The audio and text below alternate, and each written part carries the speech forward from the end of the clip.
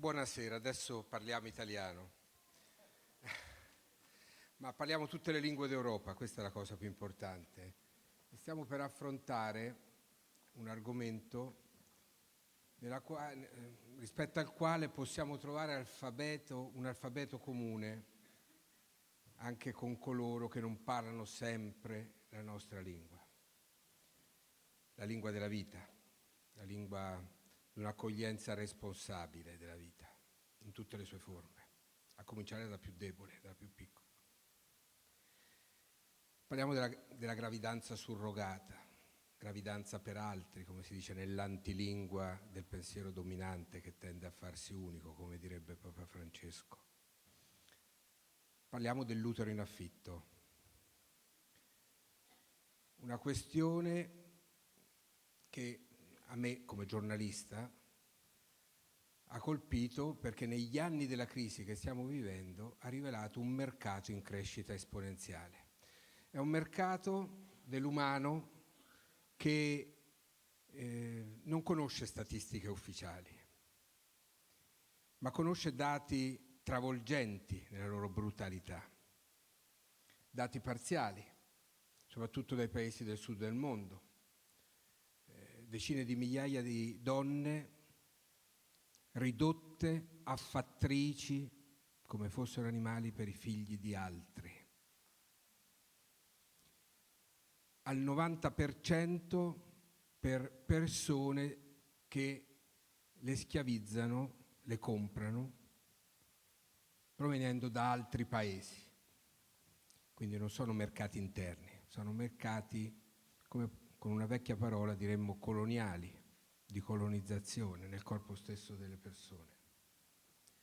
E questo è un dato drammatico giornalisticamente. Pensate che in questi anni nel mio paese, in Italia, Avvenire, che non è il più grande quotidiano italiano, è il più grande quotidiano cattolico, anche perché è l'unico, però è uno dei 5 grandi quotidiani italiani, e si è trovato solo a scrivere di questo mercato, un mercato impronunciabile, e anche solo affrontare il tema significava essere accusati di omofobia, anche se il mercato della gravidanza per altri in realtà riguarda per l'89% coppie eterosessuali.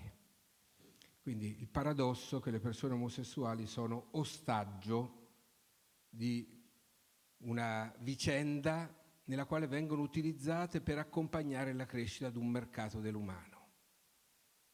E non se ne rendono conto a volte, anche se sono la punta d'acciaio della battaglia per rompere il muro del rispetto del ruolo della donna, sempre nella gestazione della vita.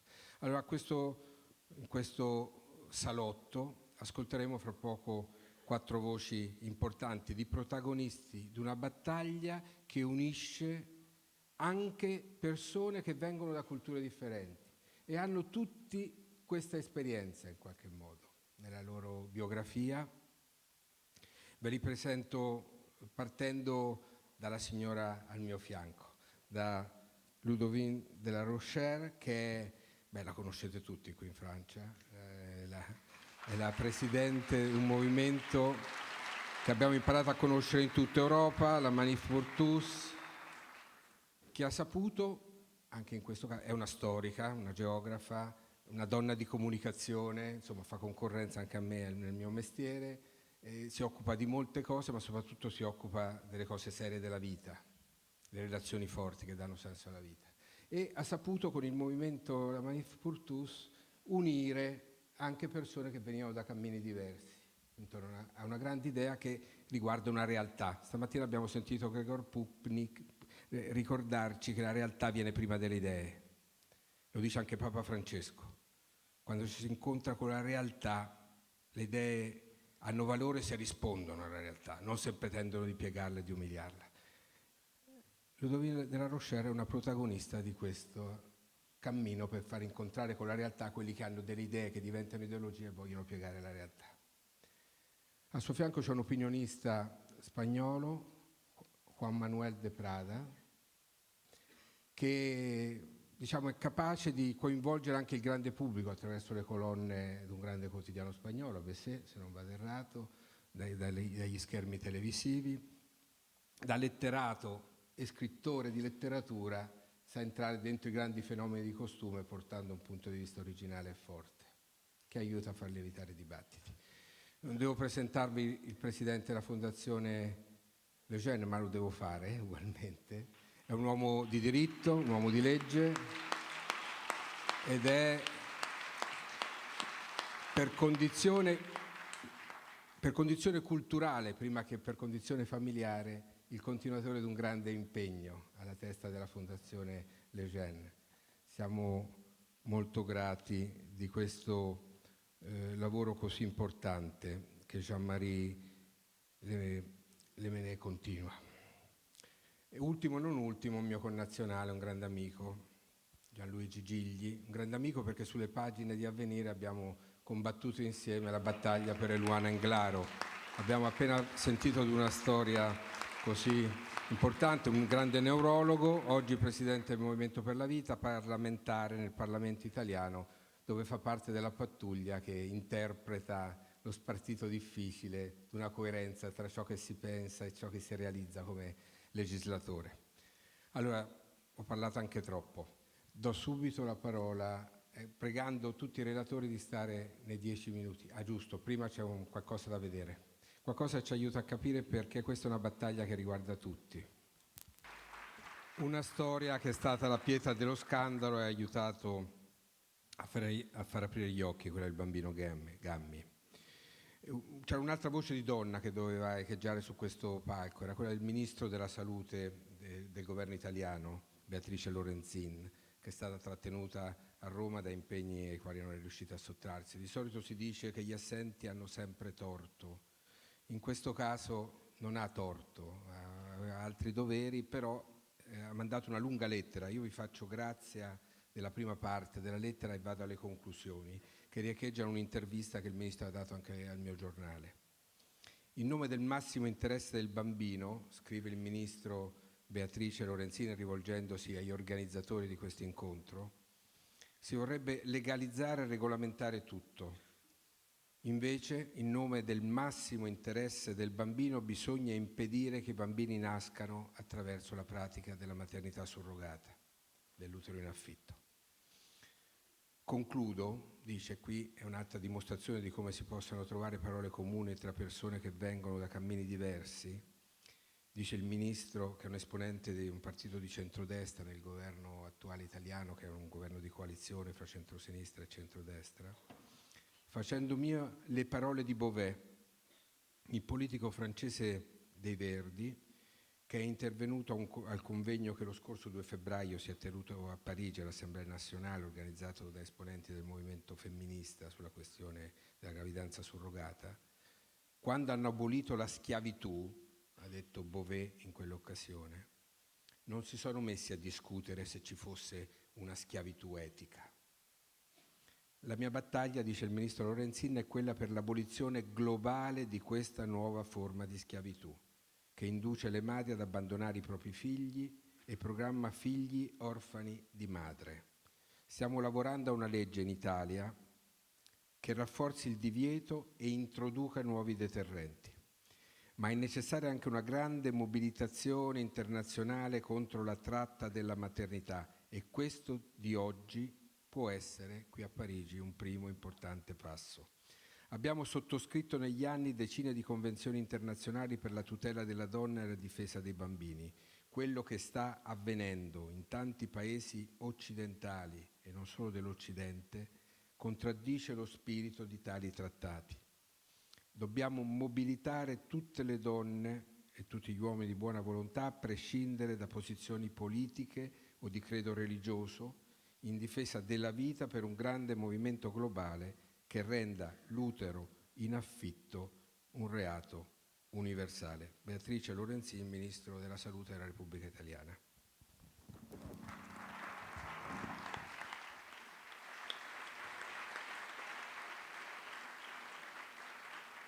Ludovine de la Rochère, Madame de la Rochère. C'è un grande movimento che può costruirsi intorno alla questione delle donne ridotte a produttrici di figli per altri. È possibile? La gestation pour autrui. La gestation pour autrui est un véritable condensé, concentré de tout ce que nous dénonçons et même au-delà. Premièrement, la gestation pour autrui, c'est bien sûr l'exploitation de la femme et le trafic d'enfants. Je ne m'étends pas là-dessus, ces aspects-là de la GPA sont évidents pour tous. Mais deuxième point, la GPA revient à considérer la femme comme un moyen de production. Ceci en précisant que la grossesse ne concerne pas seulement l'utérus, contrairement à ce que peut laisser penser l'expression maladroite de location d'utérus, la grossesse concerne la femme dans tout son être, tout son corps et son psychisme, bien entendu. Et non seulement dès la conception, durant toute la grossesse, mais aussi l'accouchement et ensuite. Je reviendrai sur ce point. Troisièmement, avec la GPA, l'enfant est considéré comme un produit. Il fait d'ailleurs l'objet d'un contrat. Ainsi, quatrième point, dans le contexte de la GPA, l'être humain change de statut. De fait, se comporter à l'égard d'une personne comme son propriétaire, par exemple en le donnant, en le vendant, en le louant, eh bien c'est le principe même attesté par le droit de l'esclavage. Cinquième point, la GPA déconnecte de manière radicale, complète, la sexualité et la procréation, mais aussi la grossesse, l'enfantement et l'enfant lui-même. Elle déconnecte également le couple et son enfant, les parents et leurs enfants, et enfin l'enfant et sa fratrie. Je pense bien entendu aux embryons congelés, ses frères et sœurs, comme aux enfants, aux autres enfants de la mère porteuse, car presque toutes ont déjà des enfants pour être sélectionnées comme mère porteuse. Sixième point, la GPA, c'est aussi une série de ruptures du corps de l'homme et de la femme. Les cellules sexuelles sont prélevées, vous le savez, du milieu naturel de la conception, puisqu'il y a PMA, de la mère génétique, qui n'est pas la mère porteuse, de la mère porteuse à laquelle l'enfant est arraché, du pays de l'enfant. La plupart du temps, les commanditaires viennent de loin, viennent de l'étranger. Ils ne sont pas du pays de la mère de l'enfant. Septième point. La GPA, c'est bien sûr aussi l'émiettement de la filiation jusqu'à un point qui a nécessité l'invention de mots nouveaux, comme celui de parent social. L'enfant peut en effet avoir jusqu'à 5 parents, la mère donneuse d'ovocytes, la mère porteuse, le père donneur de sperme éventuellement, plus 2 pères sociaux ou un père et une mère sociaux. Le comble étant qu'au final, l'enfant peut n'avoir qu'un seul parent social, en général, dans ce cas-là, un homme. En tout cas, il peut donc avoir un père ou 2 pères, mais pas de mère, c'est un comble. Si vous reportez cette filiation délirante au-delà de la génération des parents, vous verrez que l'enfant peut avoir jusqu'à 10 grands-parents. Mais vous constaterez aussi qu'au final, il n'a plus de grands-parents, alors que c'est si important.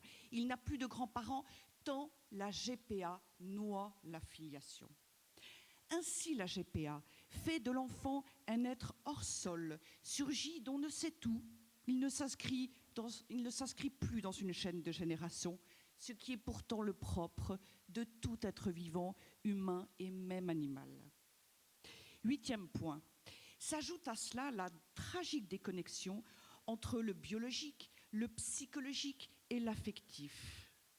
On fait comme si tout n'était pas étroitement lié chez nous, êtres humains.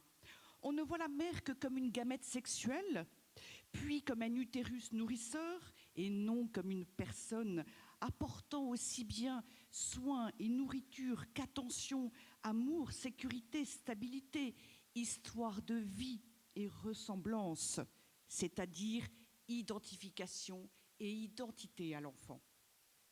Et l'on ne voit l'enfant que comme un être inconscient qui, jusqu'après la naissance, n'est pas supposé ressentir, éprouver, sentir.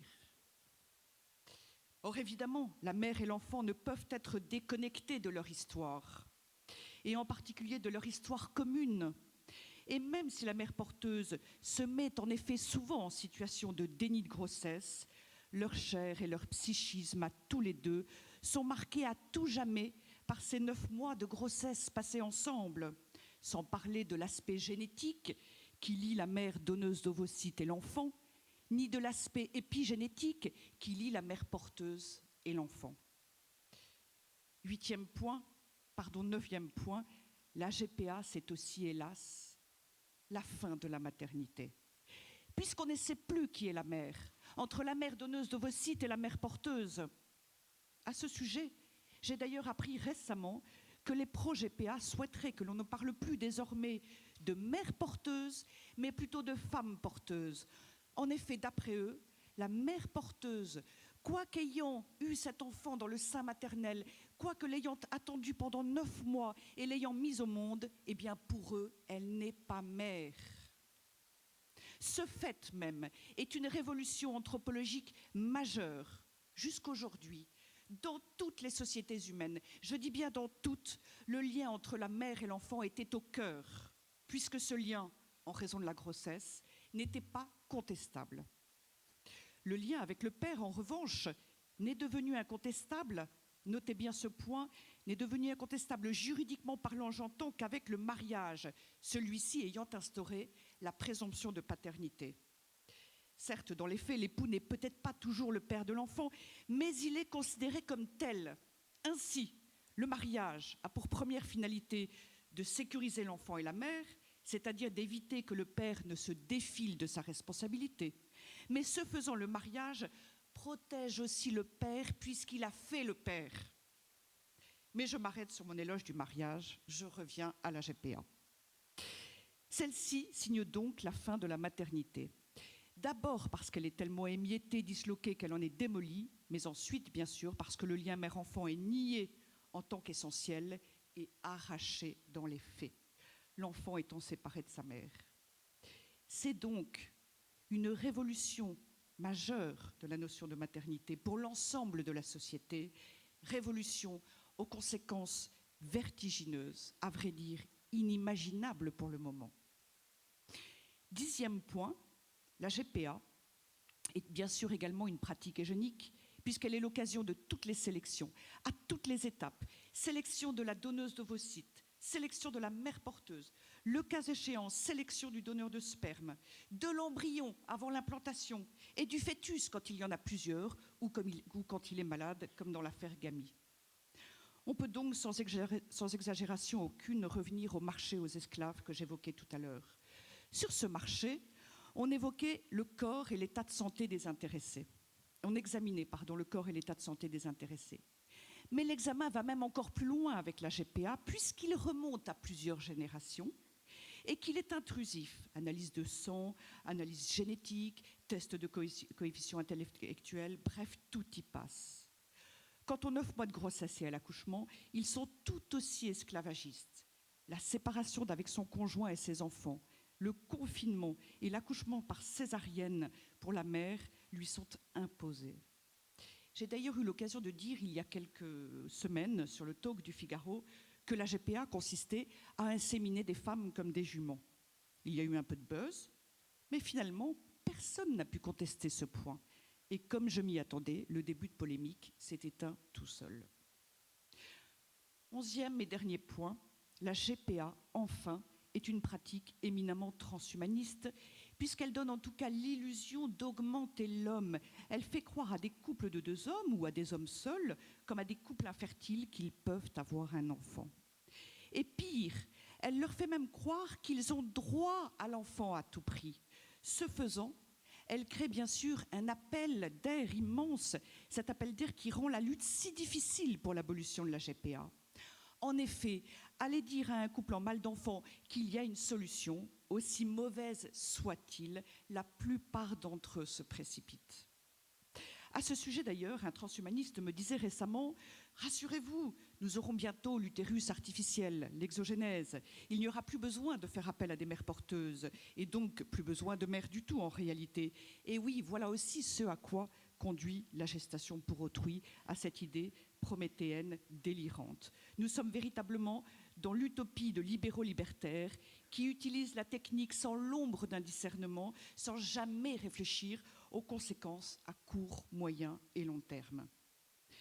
Ce même transhumaniste que j'évoquais, pro-transhumaniste, m'a d'ailleurs écrit il y a quelques jours dans un SMS « Nous sommes Dieu ».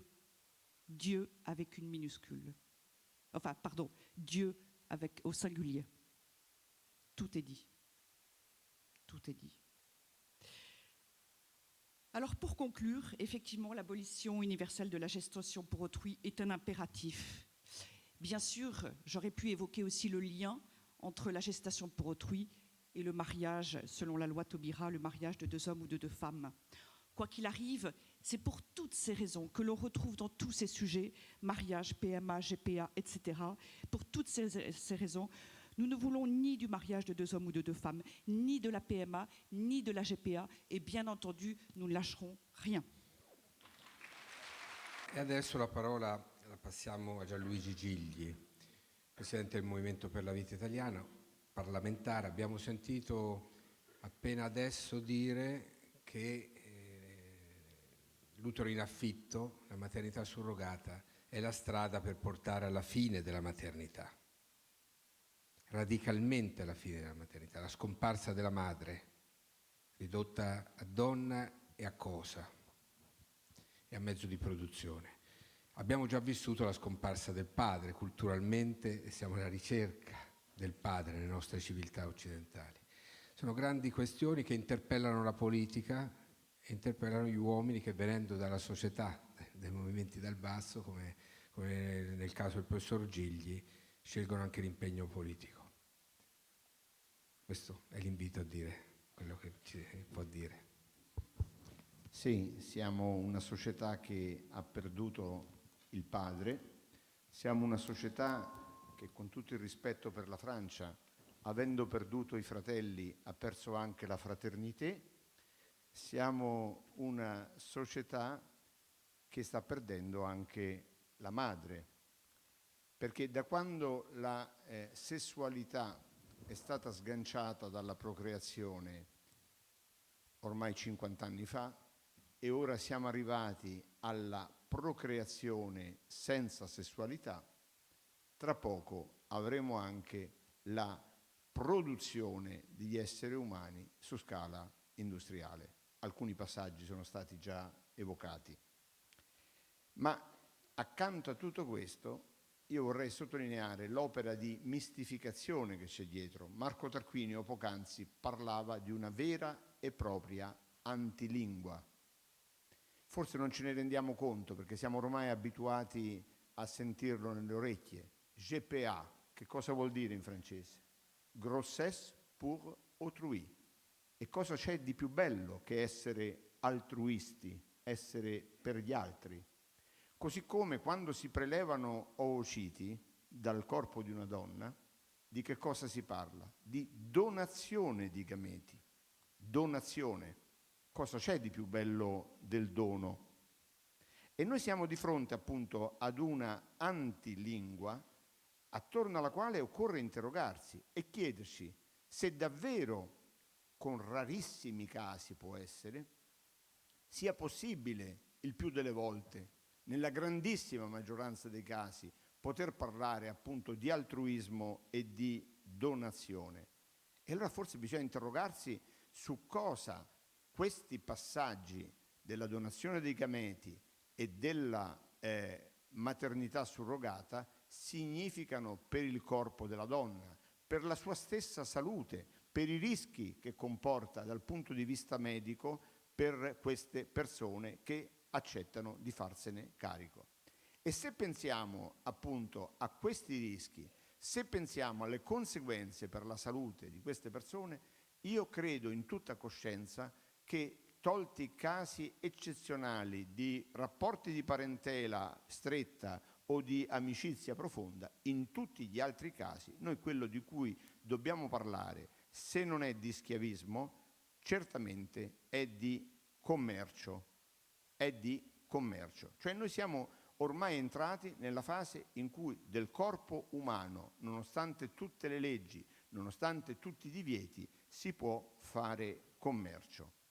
E quando si fa commercio del corpo umano, poco o tanto, vi è sempre uno sfruttamento della persona umana. E allora io credo che di fronte a questo sfruttamento, di fronte a quello che sta avvenendo appunto anche e soprattutto in prospettiva, cioè di una appunto produzione a fini industriali che non avrà più bisogno né del padre né della madre, che si propone addirittura di poter generare nuovi esseri tra breve anche da due uomini senza ricorrere ai gameti di una donna e da due donne senza ricorrere ai gameti di un uomo, che sta immaginando, come è stato già evocato da Ludovin, la possibilità anche di un utero artificiale in qualche maniera. Ecco, noi dobbiamo chiederci di fronte a tutto questo a chi conviene, dove porta questo tipo di discorso. E allora credo che dobbiamo renderci conto profondamente che noi stiamo assistendo ad un processo di degenerazione delle culture che vede vincitore soltanto il mercato.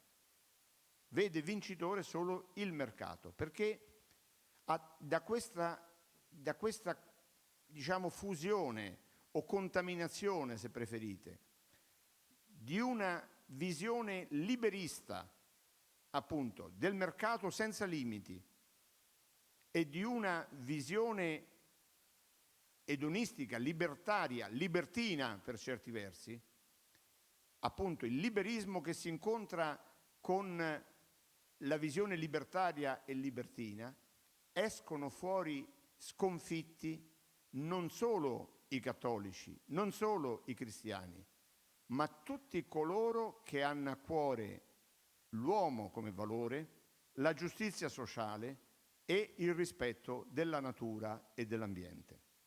E allora io credo che noi dobbiamo riaffermare, prima ancora, scusate se lo dico da cattolico, della nostra fede, noi dobbiamo riaffermare, io credo, una cosa molto semplice, che il mercato deve essere limitato, che non è il padrone di tutto, che prima del mercato vengono l'etica e la politica che deve regolarlo.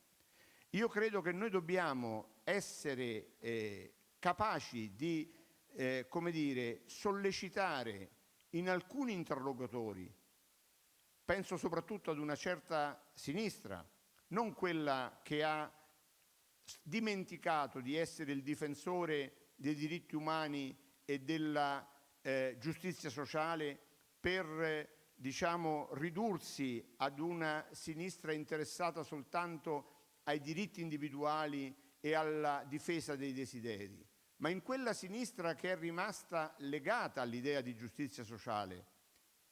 Noi dobbiamo, diciamo, aiutarla a riaffermare il primato appunto della politica e della etica sulla visione economicista e di mercato. Perché se prevale soltanto il mercato, io credo che noi avremo di fronte un rischio profondo ed enorme non solo per la politica, ma per l'idea stessa di democrazia, perché saremo soltanto un mare di individui allo sbando, diciamo in balia di onde che sono mosse dai poteri dominanti, dai poteri forti che hanno tutti interesse a ridurci appunto ad automi senza identità e senza individualità, alla fine senza nemmeno quell'identità più forte e più resistente di tutte, che è l'identità dell'essere maschi e dell'essere femmine, come tutta un andazzo che percorriamo oggi nei nostri giorni vuole farci credere. Allora io credo che vada da un lato, diciamo, smantellata questa idea della maternità surrogata e della donazione di gameti come qualcosa da famiglia felice alla Elton John o al Festival di Sanremo in Italia, no? Dove abbiamo visto tutta questa enorme esibizione di quanto è bello poter fare queste famiglie felici, e interrogarci invece profondamente perché è possibile oggi nella nostra società permettere forme nuove di colonialismo, forme nuove di schiavismo.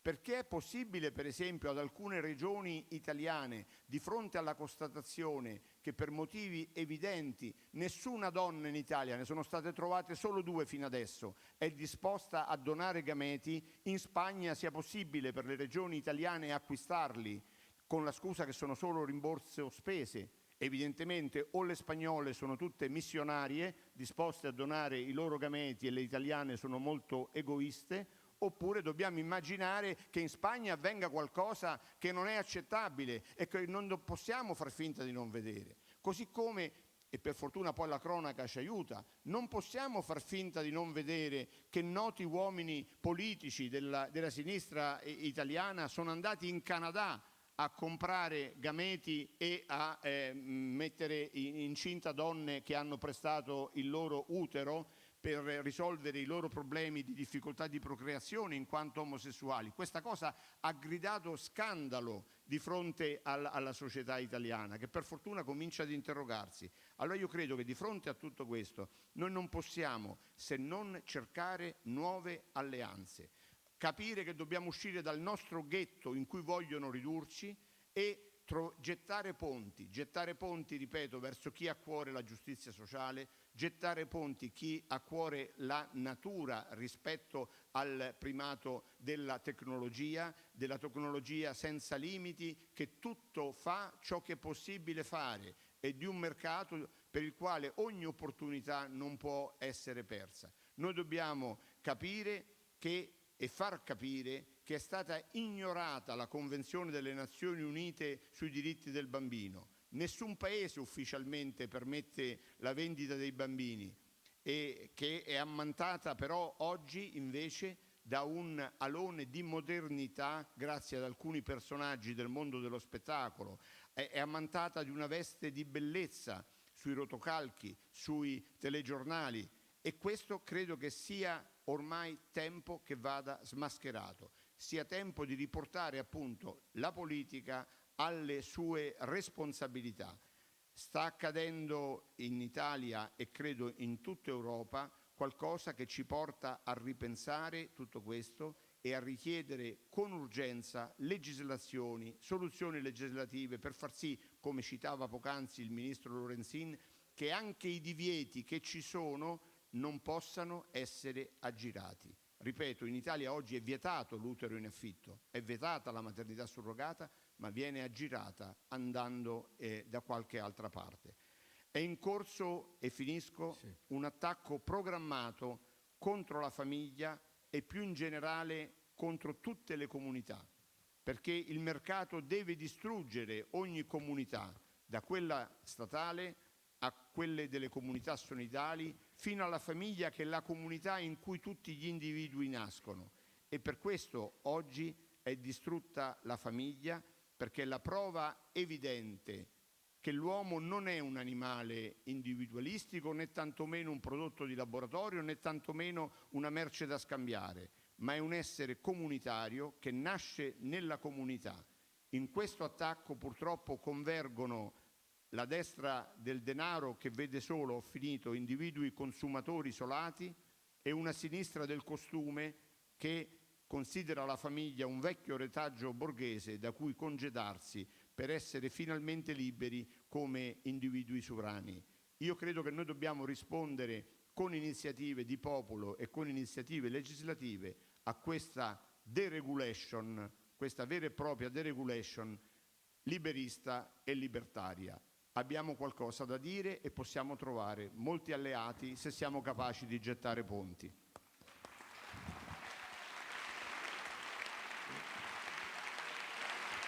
Grazie Gianluigi Gildi.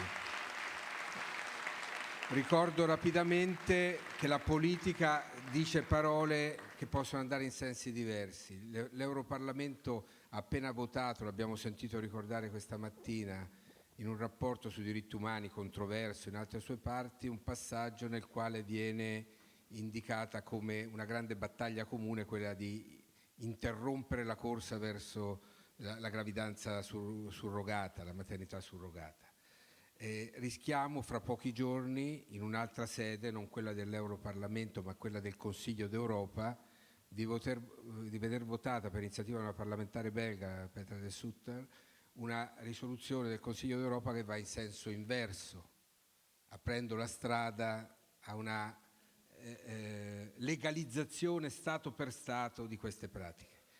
Nel mio paese, in Italia, i parlamentari di diverse forze politiche, ecco quel Gettalponti, da destra a sinistra sono uniti, si stanno unendo per dire no a questa cosa, ma c'è una corrente maggioritaria nel Consiglio d'Europa. Quindi rischiamo di vedere un segnale negativo emergere da un luogo che dovrebbe essere la patria del diritto. Questo poi comincio a anticipare una delle domande che offrirò al Presidente Lemenè. Juan Manuel de Prada, sono importanti le leggi, ma è importante anche il sentire, la forza dell'opinione pubblica e quello che gli opinionisti possono aiutare a farli evitare dentro l'opinione pubblica. Preferisce parlare in piedi anche Manuel de Prada. Muchas gracias. Y tanto que es importante, muy buenas tardes a todos, y tanto que es importante la opinión pública. No diré un hombre nefasto llamado Jean-Jacques Rousseau, porque estamos en Francia y además esta es una frase que tiene unas resonancias políticas en España que pueden provocar sarpullidos, pero Jean-Jacques Rousseau en el contrato social dice claramente: cambiad la opinión de las gentes y lograréis depurar sus costumbres. Conseguid que las gentes vean bien aquellas cosas que están mal, conseguid que vean como normal lo que es aberrante y conseguiréis que abracen costumbres aberrantes. De manera que claro que sí, la opinión pública es extraordinariamente importante. Y hoy me gustaría hablar de cómo precisamente la opinión pública ha sido cambiada en Occidente. Don Jaime Mayor Oreja me pidió que dedicara esta intervención a señalar al enemigo, a explicar a quién interesaba todo este movimiento antinatalista, abortista, este movimiento contra la vida. ¿Quién estaba detrás? Naturalmente, tratar de dilucidar este asunto es materia compleja. Uno puede adoptar una perspectiva sobrenatural y en ese sentido tendría que irse a aquella cita del Génesis: pongo eterna enemistad entre su descendencia, la descendencia de la mujer, y la tuya, la descendencia del demonio. Con lo cual estaríamos ante un combate, como digo, sobrenatural o preternatural, en donde el enemigo llevaría la letra mayúscula. Pero no voy a abordar aquí esta perspectiva, esa se la dejo para los curas, aunque a los curas ya cada vez hablan menos de estas cuestiones. Voy a adoptar una perspectiva no sobrenatural, sino natural, ¿no? Y como esta mañana algunos de los primeros intervinientes pues decían irónicamente, habrá quienes piensen que esto es una reunión conservadora, pues decidí además que iba a adoptar la perspectiva marxista para explicar quién está detrás del movimiento antinatalista. Como saben ustedes, el marxismo considera que todos los procesos históricos tienen, en último término, una explicación económica. Evidentemente esto es exagerado, puesto que las grandes hazañas y los hechos más nobles que ha hecho la humanidad, en último término, tienen una raíz espiritual. Pero también es verdad que los hechos malignos de la historia sí tienen, en última instancia, una raíz económica. Y aquí incluso podríamos enlazar con la perspectiva sobrenatural. Recordemos la célebre frase evangélica: no se puede servir a Dios y al dinero. El dinero como metáfora o como emblema de una servidumbre absolutamente contraria al servicio a Dios. Entonces, si vamos a parodiar, digámoslo así, el método marxista para explicar qué es lo que hay detrás del movimiento antinatalista. Y para eso nos vamos a retrotraer un poco. ¿Cuándo el movimiento antinatalista empieza a cobrar forma? Forma ideológica. Indudablemente nos tenemos que remontar al liberalismo. El liberalismo, que en política consagra la autonomía de la voluntad, es una libertad en la cual el hombre se desembaraza de todo tipo de impedimento que coarte su soberanía plena y la capacidad para hacer aquello que desea. Este concepto de libertad, aquí habría que traer otra cita de Rousseau, también muy escalofriante, en la que nos dice que la voluntad general nos hace libres y que aquellos que se resistan a la voluntad general lo que hay que hacer es obligarles a ser libres. Terrible pensamiento, obligarles a ser libres. Entonces, en este contexto, el liberalismo económico obligó a ser libres a los trabajadores. Adam Smith ya intuyó que cuanto mayor fuera la prole del obrero, más imperiosamente reclamaría una subida de su salario. Y Thomas Malthus defendió sin ambages que el mejor modo de evitar que los trabajadores tengan demasiados hijos es mantenerlos en la pobreza. Estos pensamientos ya les daría forma definitiva David Ricardo, de forma más brutal, que llegó a formular la conocida como ley de bronce de los salarios, según la cual los salarios tienden de forma natural, fíjense el sarcasmo, de forma natural, así ellos solitos, los salarios tienden de forma natural hacia un nivel mínimo que se corresponde con las necesidades de subsistencia de los trabajadores. Por lo tanto, si se incrementa el salario por encima de ese nivel de subsistencia, lo único que se consigue es que las familias tengan más hijos, es que los trabajadores tengan más hijos. Con lo cual hay que mantener siempre esos salarios en el nivel justo de subsistencia. Esto lo formularon así descarnadamente. Naturalmente no hablaban de aborto, no hablaban de antinatalismo todavía. Era muy crudo, era una sociedad cristiana. Y decirlo abiertamente era muy brutal. Pero estas ideas ya están hablándonos de eso. Hay que conseguir que la gente no tenga hijos para poderle pagar salarios más bajos. Y bueno, como digo, esta lectura paródica, si se quiere marxista, nos enseña una cosa. Y es que en ese proceso que en ese momento se produjo de revolución industrial, la mano de obra era cada vez menos necesaria, había que aminorarla, y con esa aminoración de la mano de obra se podía conseguir un orden económico que beneficiase a quienes ostentaban el poder. Y ese modelo se mantiene y se da un paso adelante. A finales del 19 y principios del 20 se da un paso adelante. Una mayor osadía que la que habían tenido los economistas clásicos. Ese es el movimiento eugenésico. Todos los grandes antones de la cultura moderna de aquel momento defendían la eugenesia. Todos, desde Darwin, por hablar del ámbito de la ciencia, hasta una mujer que creo que aquí ya ha sido citada, Margaret Sanger, una de las principales promotoras del control de natalidad, a quien se debe una frase escalofriante: lo más misericordioso que una familia humilde puede hacer por uno de sus miembros más pequeños es matarlo. En aquel momento la eugenesia se veía como algo verdaderamente progresista, algo que favorecía el desarrollo de los pueblos. Estamos hablando, fíjense, todavía de la época colonial, la época anterior a las guerras mundiales.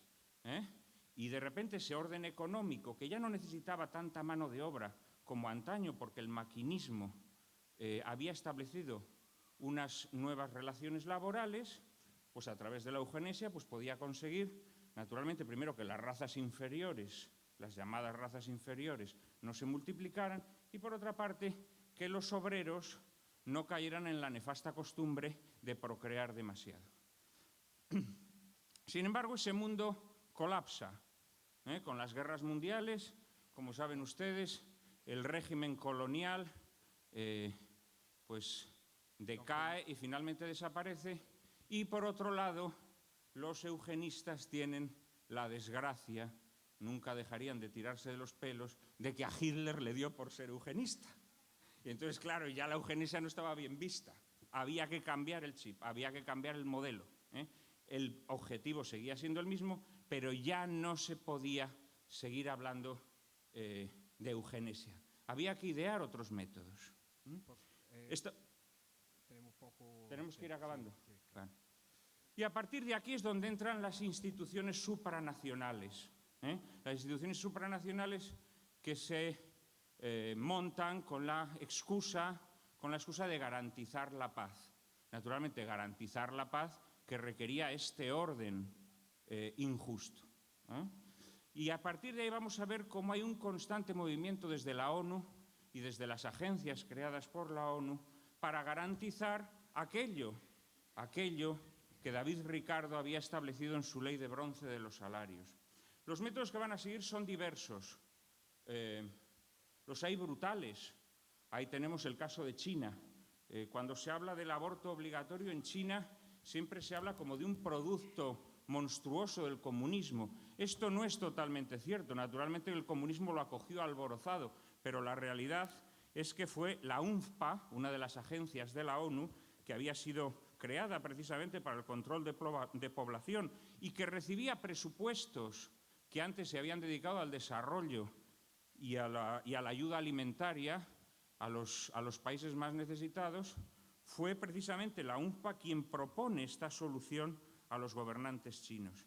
Pero naturalmente esta es una solución que sigue siendo demasiado brutal y que tiene una raíz eugenésica. Se prueban otras soluciones. Ahí aparece la figura de John Rockefeller III, que es quien promueve, entre comillas, planes de desarrollo que consiste en sobornar a los gobernantes de los países del tercer mundo para aminorar la población.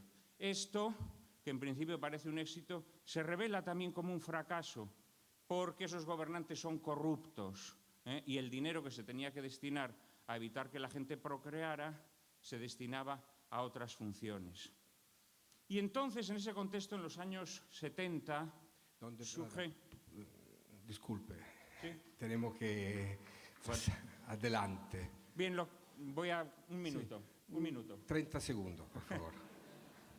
Bueno, simplemente lo que quería decir es que al final la vía que encontraron, la vía verdaderamente gratificante y risueña, la vía positiva y no negativa, fue el llamado empoderamiento de las mujeres, que de alguna manera volvía a reconciliar aquella idea primera de que la libertad era esa capacidad que tenemos para desembarazarnos de todo tipo de impedimentos y para que nuestra soberanía sea plena y absoluta. Esa golosina fue la que finalmente logró el triunfo final. Yo creo que para combatir esta situación, y esta es la última idea que quería lanzar, y quizá este haya sido el error de los movimientos pro vida a lo largo de todos estos años, no se puede recurrir al apoliticismo, es decir, pensar que podemos cambiar la sociedad tratando de tocar los corazones. De alguna manera esto sería como la persona que sufre el ruido de una discoteca que tiene debajo de su casa y piensa que va a poder cambiar la situación entrando en la discoteca y diciéndole a la gente que baje la música. Y ahí se encuentra con la gente drogada, absolutamente enloquecida, bailando, y además no le oyen porque hay muchos decibelios. Yo creo que la única solución tiene que ser una solución política. Antes hemos escuchado a la ministra de Sanidad de Hungría y nos ha hablado del cambio que se ha producido en esa sociedad. Y ese cambio en esa sociedad se ha producido porque ha habido un cambio político. Esta es la realidad. Si el movimiento pro vida no se da cuenta que el orden que ha consagrado el movimiento antinatalista impide una acción que verdaderamente cambia la sociedad, al final nuestro destino va a ser un destino como el de aquellos metecos de la Grecia clásica, personas a las que se toleraba vivir en sociedad, pero que carecían de derecho a participar en la vida pública. Ese creo que va a ser nuestro destino si no nos damos cuenta que sin representación política el movimiento antinatalista seguirá ascendiendo. En aquellos países como Hungría, en donde quienes defendemos la vida tienen representación política, la situación se puede invertir. Muchas gracias a todos. Merci beaucoup. Ne vous inquiétez pas, je ne vais pas être très long. Je voudrais simplement compléter les interventions de cet après-midi en vous donnant quelques précisions sur le transhumanisme, qui est une menace effectivement pour aujourd'hui, mais qui n'est pas quelque chose d'absolument nouveau. Je voudrais vous redonner les trois bases philosophiques sur lesquelles prospère le transhumanisme et qui ne sont pas toujours très bien connues. La première, qui nous a submergés depuis la fin de la guerre dans tous les pays européens, c'est ce que nous appelons le déconstructivisme.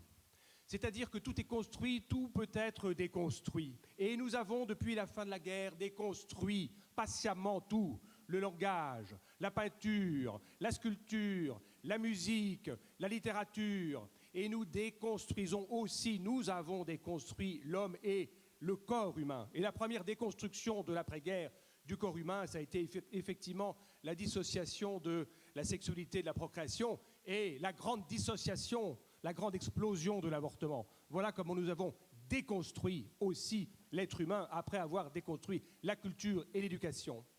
Ça, c'est la première base. De ce fait, l'homme n'est plus rien. L'homme n'est plus que la somme arithmétique de ses composants.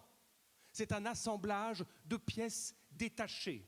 Et chaque pièce détachée, finalement, a plus de prix, a plus de poids que l'homme tout entier. Parce qu'il se vend, parce qu'il s'achète, et que certaines de ces pièces détachées valent plus cher que l'homme entier. La déconstruction d'abord, qui touche tous les secteurs de notre vie. La deuxième chose sur laquelle je veux insister, qui est beaucoup moins connue, mais je vous demande votre attention parce que c'est très important et que nous allons beaucoup en entendre parler dans les années qui viennent, c'est ce qu'on appelle l'antispécisme. L'antispécisme, c'est quoi? C'est qu'une fois qu'on a mis l'homme en pièces détachées, en molécules, en particules, et qu'on pose tout ça sur la table, rien ne distingue l'être humain de l'animal ou du végétal. Les molécules de base sont les mêmes. Donc, la conséquence, c'est que nous faisons tous partie de ce grand foisonnement du vivant, cette grande chaîne du vivant à laquelle nous appartenons. Mais il n'y a plus de différence entre l'homme et l'animal. Il n'y a plus de différence de nature. Il y a une différence de degré. L'être humain est un peu plus compliqué que l'animal, mais c'est tout. Donc, on protège encore plus, peut-être, certaines espèces protégées que, par exemple, la personne handicapée trisomique. Un singe d'une espèce protégée est plus respectable qu'un enfant trisomique 21, puisque, au fond, dans cette grande chaîne du vivant, nous sommes tous égaux. Et puis la troisième base que je voudrais rappeler, c'est l'évolutionnisme. On en a dit un mot tout à l'heure, mais c'est très important. La grande idée néo-darwinienne de l'évolution conduise toutes les espèces à évoluer. Et comme l'homme est quand même plus intelligent que les autres espèces, eh bien, il est le propre architecte de son évolution et lui-même met en œuvre la sélection artificielle qui va prendre le pas sur la sélection naturelle. Ce sont sur ces bases que se construit le transhumanisme, qui dit deux choses très simples au fond. Toutes les technosciences convergent pour non seulement nous guérir, nous soigner, mais pour nous augmenter, nous faire passer dans une autre étape, dans une autre nature, dans une autre espèce. Et puis, le moment, le grand soir où cette espèce sera créée, c'est le moment où l'intelligence artificielle dominera l'intelligence humaine. Voilà quelles sont les bases du transhumanisme. À ça, il faut rajouter deux choses encore. C'est d'une part que le transhumanisme prospère sur l'eugénisme, et la colonne vertébrale du transhumanisme, c'est l'eugénisme, un eugénisme dopé avec Internet, avec des moteurs de recherche, avec l'informatique, et puis prospère aussi sur l'argent, car le transhumanisme est libertaire, mais aussi libéral sur le plan économique. Alors, le transhumanisme nous promet un augmenté. Il ne faut pas se tromper, on parle beaucoup de transhumanisme à la télévision, à la radio, et puis les gens ont peur, ils se disent « mais oui, mais alors on aura des bras articulés, des cœurs qui battent tout seuls, des cerveaux artificiels, tout ça, ça fait très peur ». Le transhumanisme, il ne faut pas en avoir peur pour demain. Demain, moi, je n'ai pas peur d'avoir un bras articulé si j'en ai besoin, ou un exosquelette si j'en ai besoin. C'est pas ça, le transhumanisme. Ou même la vision nocturne, je trouve ça superbe. C'est pas ça, le transhumanisme. Ça, c'est la peur qu'on agite pour demain, pour nous dissimuler la peur qu'on devrait avoir dès aujourd'hui, et la peur de ce qu'on a déjà commencé à faire hier. Car le transhumanisme, faute d'être capable de produire, effectivement, un homme augmenté, a commencé déjà par éliminer des hommes diminués. Parce que ça, c'est plus facile d'éliminer les hommes diminués au début de la vie ou à la fin de la vie.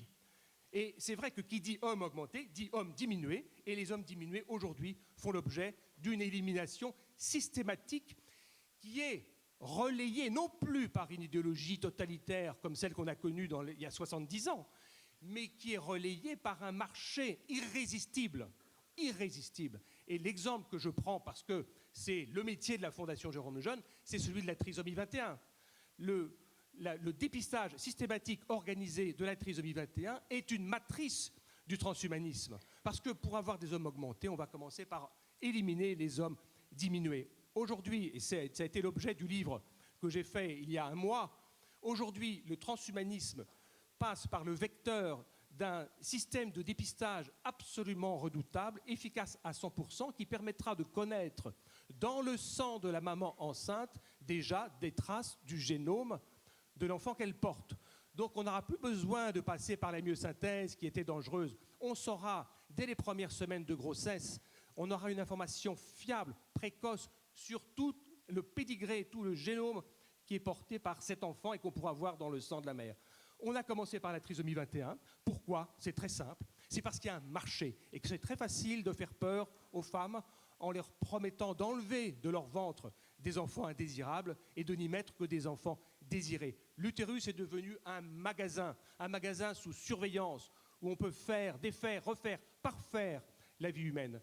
Et l'exemple de la trisomie 21, nous le vivons, j'allais dire, dans notre cœur et dans notre chair, à la Fondation Jérôme Lejeune, où nous voyons qu'une population entière, aujourd'hui, est en train de disparaître, marquée par l'étoile jaune de son chromosome 21. L'étoile jaune des enfants trisomiques 21, c'est le chromosome 21. On a aujourd'hui une population qui disparaît, non pas à cause d'un tremblement de terre ou d'un tsunami, mais à cause d'une politique de santé financée par des États.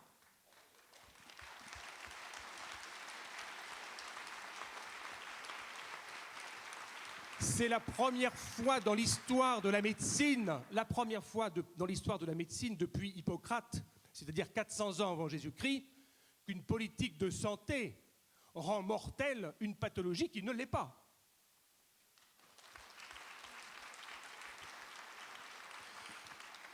Derrière, il faut bien avoir conscience du fait que c'est aujourd'hui quelque chose qui échappe complètement aux hommes politiques. Je prends l'exemple de la France qui est très simple. La France est en train de choisir son nouveau modèle de dépistage systématique de la trisomie 21. La France va l'acheter sur catalogue ou sur étrangère à des firmes de la Silicon Valley qui ont développé ce test et qui ont évalué que la fabrication de ce test, dopé par l'informatique, est une source de rentabilité extraordinaire, considérant que d'abord c'est un mal nécessaire. Le dépistage est un mal nécessaire. C'est très curieux comme formulation. Le dépistage dans le milieu médical n'est pas un mal. Il considère que c'est un mal nécessaire et que c'est une source de rentabilité formidable.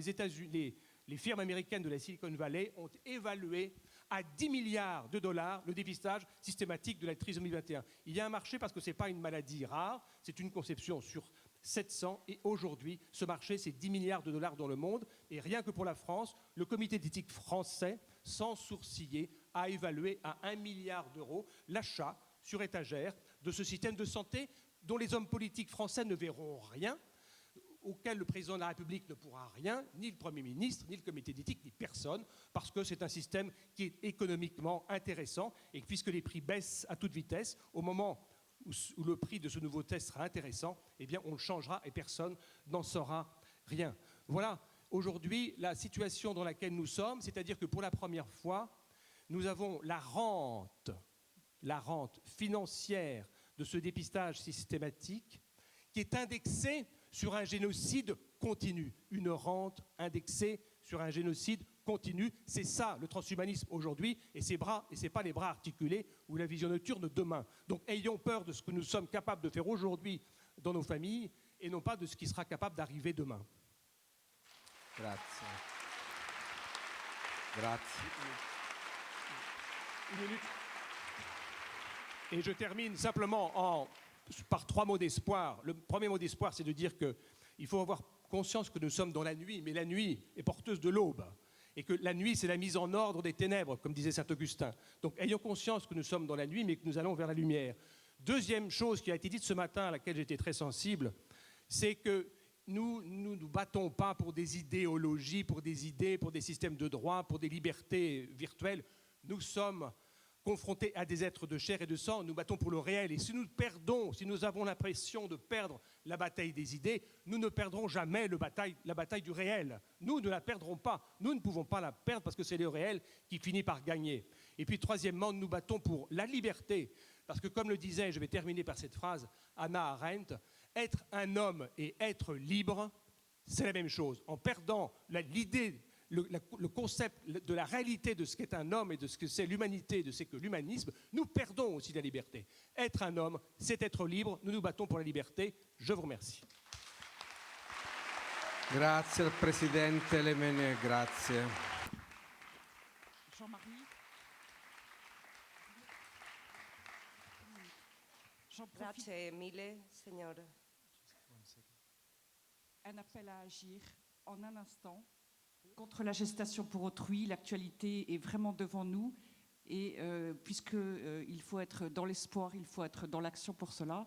Vous êtes tous invités bien sûr à venir vous exprimer devant le Conseil de l'Europe mardi 15 mars à 8h30 contre toutes ces pratiques. Merci.